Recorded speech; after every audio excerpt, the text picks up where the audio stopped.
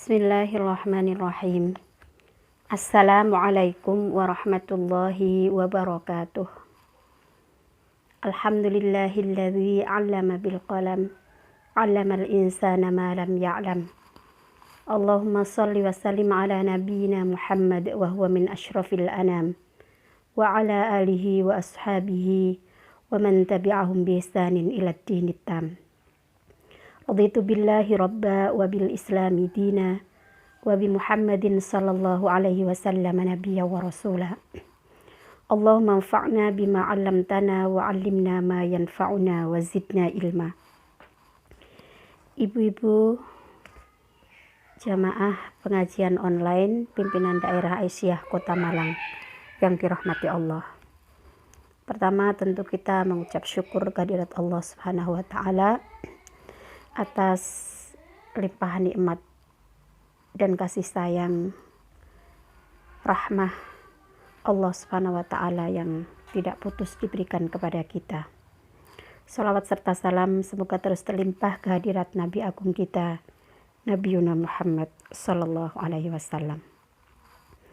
Ibu-ibu rahimakumullah, pada kesempatan ini izinkan saya menyampaikan hal terkait dengan hikmah moral sosial di balik perintah ibadah.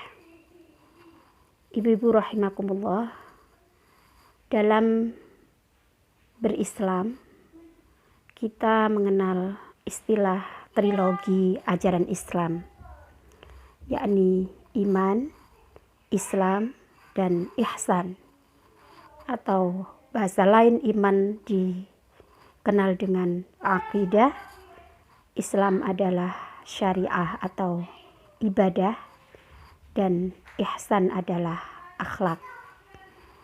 Iman, akidah atau tauhid, kemudian Islam terkait dengan soal ibadah, sebagaimana ketika Rasulullah ditanya oleh Jibril, jelaskan kepadaku tentang iman, Islam, dan ihsan. Kemudian ada hadis Nabi yang mengatakan bunyal islamu ala khamsin, syahadatu an la ilaha illallah wa asyhadu anna muhammadar rasulullah wa iqam shalah wa ita'uz zakah, dan seterusnya itu. Nah, itu adalah Islam.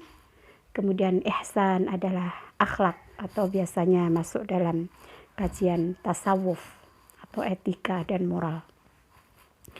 Nah, apa penjelasan dari iman? Menurut para ulama menyepakati bahwa yang dimaksud dengan iman adalah tasdiqun bil qalbi, yaitu membenarkan dalam hati, taqrirun bil lisan, diikrarkan dalam lisan, wa amalun bil jawarih, atau bahasa lain wa amalun bil arkan, yaitu melaksanakan dengan anggota badan atau dilakukan dalam bentuk perbuatan, yakni meyakini dalam hati, diikrarkan dalam lisan, dan dilakukan dalam bentuk perbuatan.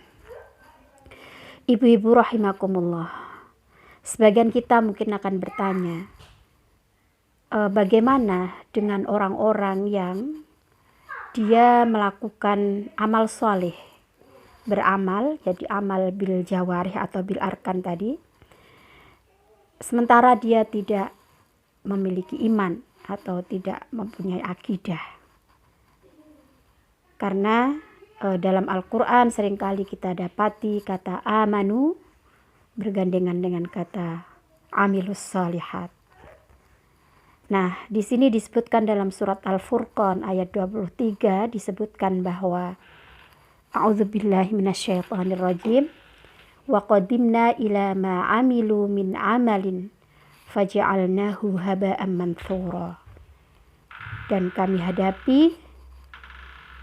hadapkan segala amal yang mereka kerjakan, lalu kami jadikan amal itu bagaikan debu yang beterbangan. Ini adalah ibarat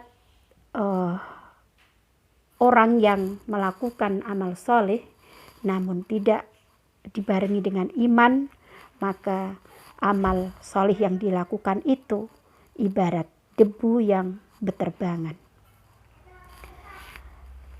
Nah, ibu-ibu rahimakumullah, dari trilogi ajaran Islam tadi, kita akan melihat bagaimana keterkaitan antara satu unsur atau iman, Islam, dan ihsan itu ada keterkaitan satu dengan yang lain.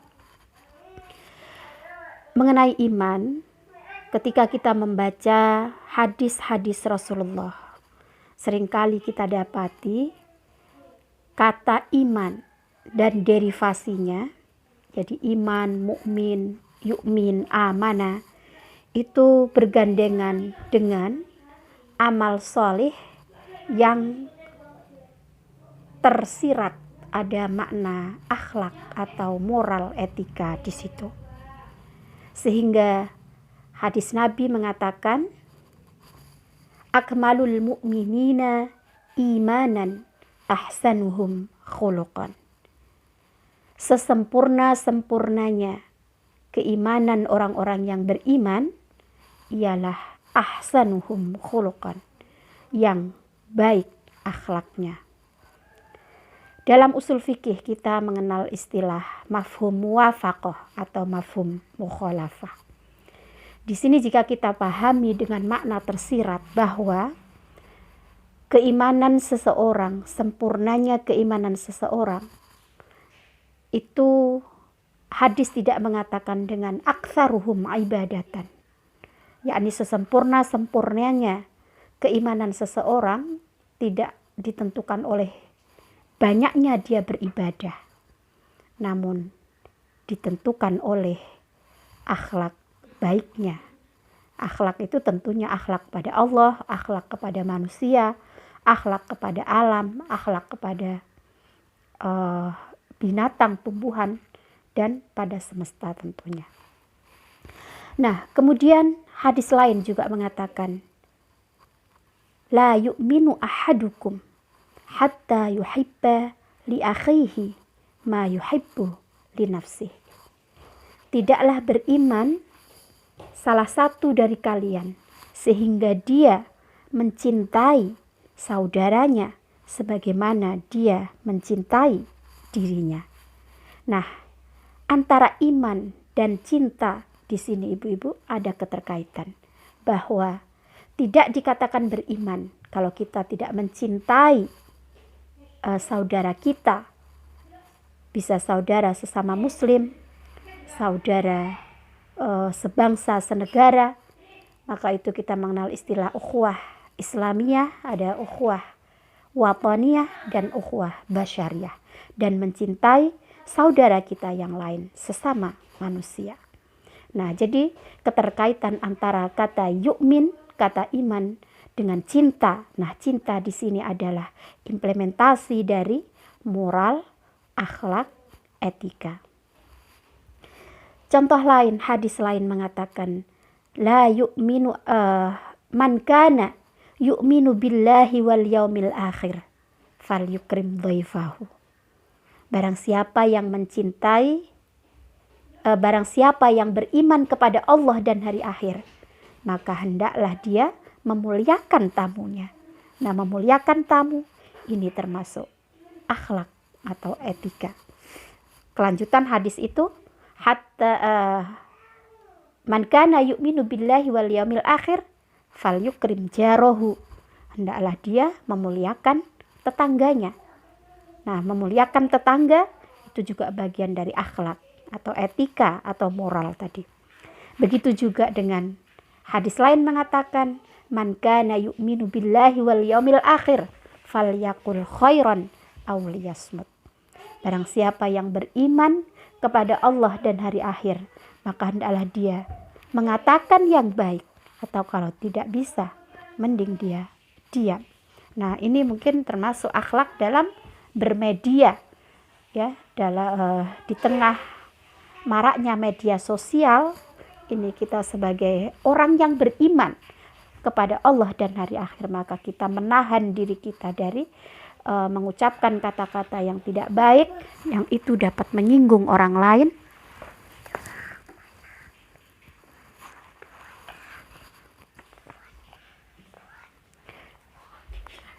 dapat menyinggung orang lain, atau lebih baik kita diam jika apa yang kita sampaikan itu menyakitkan orang lain.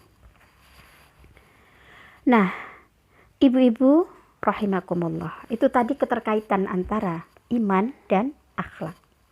Nah, sekarang bagaimana keterkaitan antara ibadah dan akhlak atau moral sosial? Keterkaitan antara ibadah yang kita lakukan dengan moral sosial, ya, kehidupan sosial atau akhlak sosial, dapat kita dapati dari ayat-ayat yang menjelaskan tentang ibadah yang kita lakukan.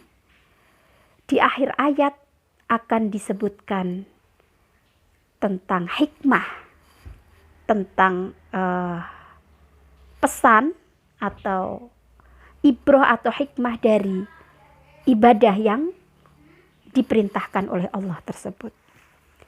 Sebagai contoh adalah ayat tentang wudhu. Dalam surat Al-Maidah ayat 6, di situ disebutkan, "Ma yuridullahu liyaj'ala 'alaikum min haraj, walaki yuridu liyutahhirakum wa liyutimma ni'matahu 'alaikum la'allakum tashkurun."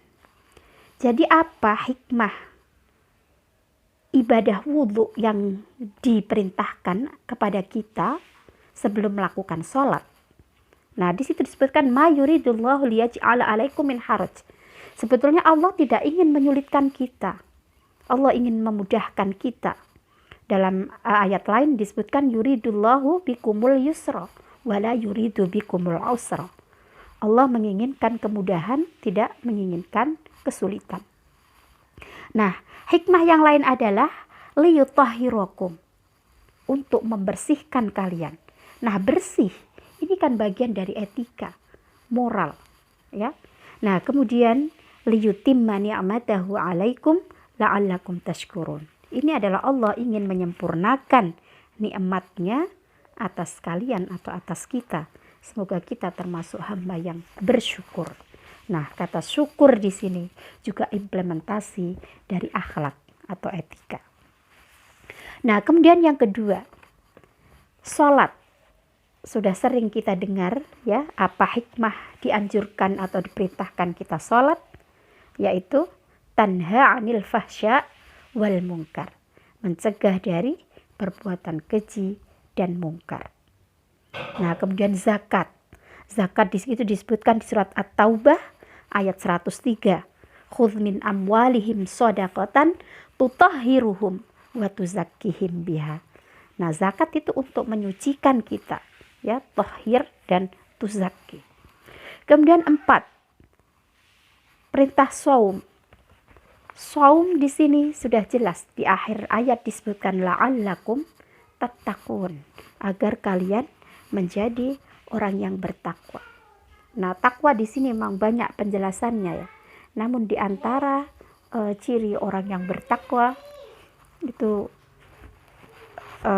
termasuk yang afina anin nas, yaitu memaafkan sesama manusia. Yang seperti disebutkan di surat Ali Imran, wasari'u ila maghfiratin mir rabbikum wa jannatin arduhas samawati wal ard u'iddat lil muttaqin alladzina yunfiquna fis sarra'i wad dharra, yaitu orang-orang yang menafkahkan dalam keadaan sempit maupun lapang, wal kaziminal ghaiz, dan menahan amarah, wal afina 'anin nas, dan memaafkan manusia. Wallahu yuhibbul muhsinin, dan Allah mencintai orang-orang yang berbuat baik. Nah, jadi yunfiquna fis sarra'i wad dharra, ini adalah etika welas asih kita kepada orang lain, menafkahkan apa yang kita miliki baik dalam keadaan lapang maupun dalam keadaan sempit. Kemudian kita menahan amarah, kita memaafkan orang lain. Ini adalah bagian dari ajaran akhlak atau etika atau moral tadi. Nah, kemudian perintah haji. Apa perintah haji? Di sini disebutkan liyashhadu manafi'a lahum wa yadhkuru ismallah fi ayyamin ma'lumat. Nah, jadi supaya menyaksikan berbagai manfaat liyasyhadu manafi'alahum, dan selalu mengingat Allah. Ini adalah hikmah dari diperintahkannya haji. Nah, ibu-ibu rahimakumullah, salah seorang ulama yang bernama Ali Syariati, beliau pernah mengemukakan keterkaitan antara ibadah dan akhlak sosial. Itu diantaranya adalah yang pertama, hadis Nabi yang mengatakan kullu ardin masjidun. Jadi semua bumi itu adalah masjid. Ini mengandung makna bahwa muamalah atau hubungan sosial itu memiliki jangkauan yang lebih luas daripada ibadah dalam arti sempit. Kemudian yang kedua, perbandingan ayat ibadah dan ayat sosial itu 1:100. Jadi jika ada satu ayat tentang ibadah, yang 100-nya itu adalah ayat tentang sosial. Jadi misalnya ada 30 ayat ibadah, maka 3000-nya itu adalah ayat sosial yang berkaitan dengan kehidupan bermasyarakat, bagaimana etika dan akhlak kita. Kemudian yang ketiga, jika ibadah itu bersama waktu dengan muamalah, maka ibadah tersebut boleh dipendekkan. Seperti apa? Seperti dibolehkannya jamak qashar ketika kita melakukan perjalanan. Nah, perjalanan ini adalah kita melakukan hubungan muamalah dalam keadaan darurat, ya, dalam keadaan kita kesulitan. Nah, ini dibolehkan kita dalam hal ibadah boleh dipendekkan. Atau misalnya hadis Nabi yang mengatakan, aku sebetulnya ingin memanjangkan sholat, tetapi kemudian aku mendengar tangisan bayi, maka aku pendekkan sholatku karena aku tahu bahwa bagaimana perasaan seorang ibu ketika mendengar bayinya menangis. Nah, ini adalah makna bahwa ibadah jika dilakukan bersamaan waktunya dengan masalah muamalah, maka jika itu ada kesulitan, maka boleh dipendekkan ibadah tersebut, tentunya dengan kasus-kasus tertentu. Kemudian yang keempat, ibadah yang dilakukan dengan melibatkan sosial masyarakat, maka diberi pahala yang lebih besar daripada ibadah yang dilakukan sendiri.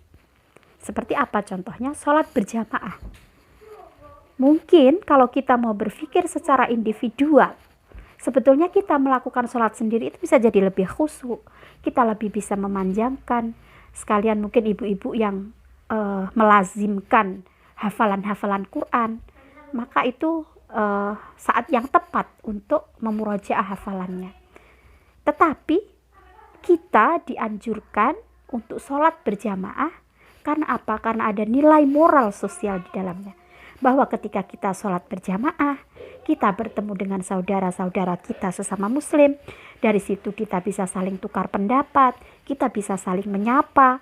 Maka di situ banyak nilai kebaikan yang kita dapatkan. Dari kita berangkat, misalnya misalnya kita berjamaah di masjid, kita keluar rumah, kita melihat ada duri atau apa yang menghalangi jalan, kita membuangnya. Nah, itu kita melakukan kebaikan. Kita melakukan tahiyat masjid, kemudian kita sholat berjamaah, merapatkan shaf, lalu kita menyapa saudara-saudara kita,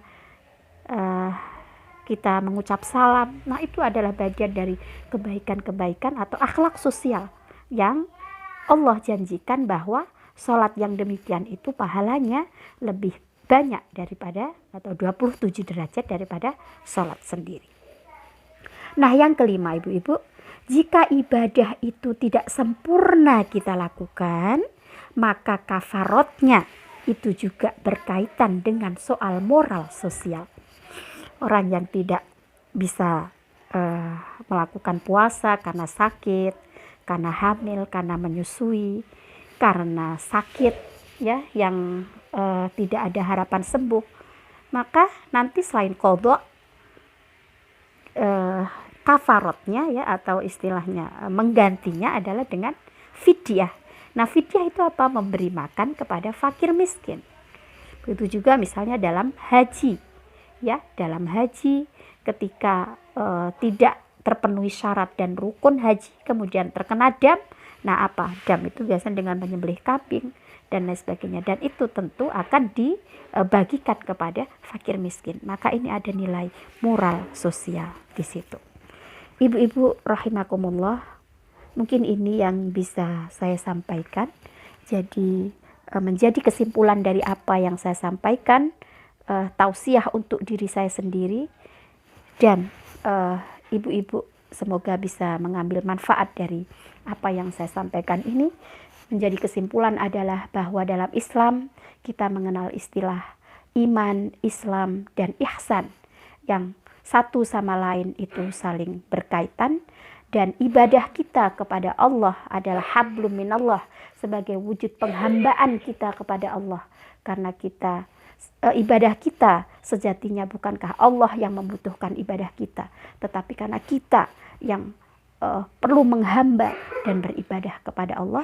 Sementara itu dalam nilai ibadah yang Allah ajarkan kepada kita, yang Allah perintahkan kepada kita, itu juga terkandung nilai moral sosial di dalamnya. Semoga apa yang saya sampaikan ini bisa bermanfaat untuk diri saya sendiri dan juga untuk ibu-ibu yang mendengarkan tausiah ini. Ada kebenaran itu semata dari Allah. Semoga bisa diambil hikmahnya. Apabila ada kesalahan, kekhilafan, dan kekurangan, itu semata keterbatasan pengetahuan saya dan sebagai manusia yang tidak luput dari salah dan khilaf. Mohon dimaafkan. Nasrum minallahi wa fathun qarib wa basyiril mu'minin. Assalamualaikum warahmatullahi wabarakatuh.